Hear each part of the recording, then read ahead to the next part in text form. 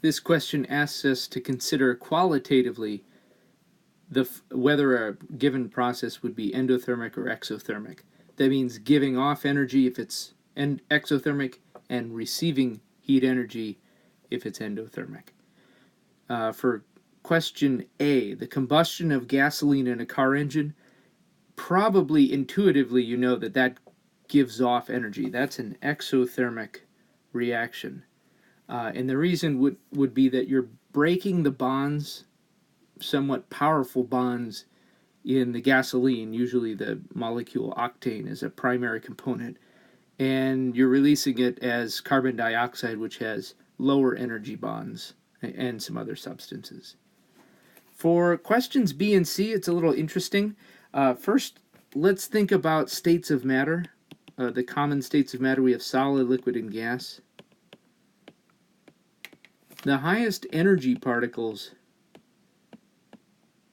are the gaseous ones. They're moving the fastest.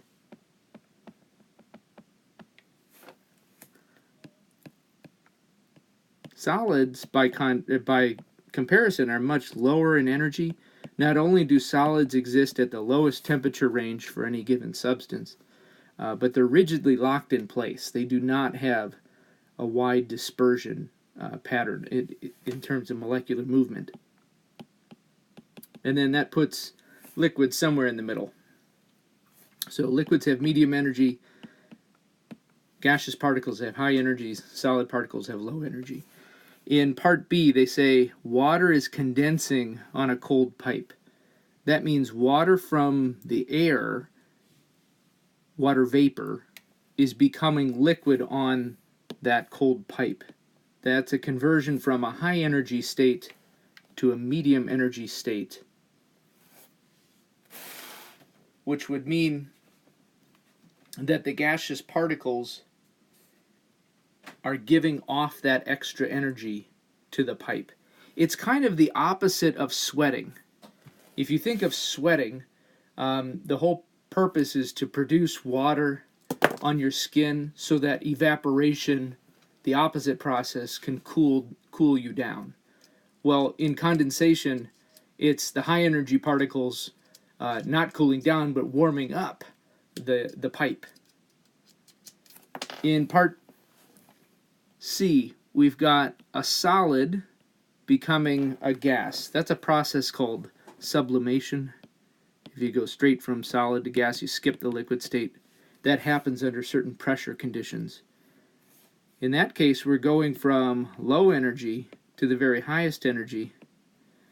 In order to make that jump, that would be a very endothermic process. You have to absorb quite a bit of energy, the CO2 particles would, in order to go from the solid form to the gaseous form. Part D asks us to consider fluorine molecule on the reactant side in the gaseous state and 2 fluorine atoms in the gaseous state on the product side of the equation. In both cases, we're talking about gas, and the way to approach this problem is to think, okay, on the left side, we've got a single molecule with 2 atoms bonded together. In order to break that bond, to free up the atoms, it takes an energy investment.